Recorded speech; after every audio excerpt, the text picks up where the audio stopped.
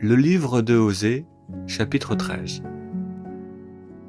Le prophète dit: Quand Éphraïm parlait avec respect et déférence, il était alors glorifié en Israël. Puis, lorsqu'il se rendit coupable à cause de Baal, il fut alors assassiné. Et maintenant que les péchés se multiplient, ils font alors pour eux-mêmes des idoles fondues en argent qui représentent leur compréhension. Toutes sont l'œuvre des artisans. C'est pour eux que les gens guidés disent: ceux qui sacrifient des humains embrassent les veaux. C'est pourquoi ils seront comme la brume matinale qui s'évanouit, comme la rosée du matin qui s'évapore, comme un fétu de paille emporté par la tempête, comme la fumée d'une cheminée qui disparaît. Et Dieu ajouta: Moi, qui suis ton Dieu, qui t'a fait sortir du pays d'Égypte, tu ne devrais pas reconnaître d'autres divinités en dehors de moi, et tu ne devrais pas reconnaître d'autres sauveurs que moi. Pendant 40 ans, je me suis fait connaître à toi dans le désert, dans une terre aride avec Moïse. Et quand tes frères se nourrissaient de ma manne, ils étaient rassasiés. Leur compréhension était alors glorifiée. Et puis, ils m'oublièrent. Alors, je suis devenu comme une bête sauvage pour eux. Je serais à l'affût comme un léopard sur la route.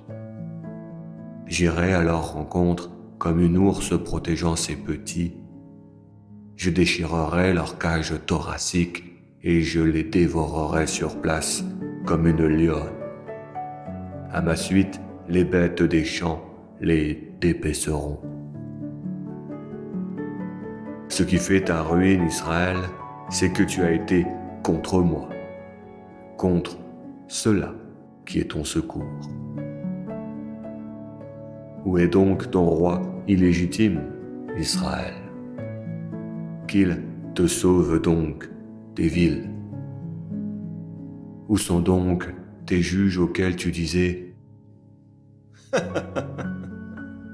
Livrez-moi au roi et au chef de tribu. En vérité, je te donnerai un roi dans ma colère, et je te saisirai dans ma fureur. Éphraïm est attaché à la dépravation, et puisque son sacrifice d'expiation des péchés est caché dans un coffre-fort, alors la douleur d'avoir engendré le pénétrera, car son engeance est maladroite. Et quand viendra le moment de l'accouchement, il ne tiendra pas sur la chaise d'accouchement, il se tordra de douleur.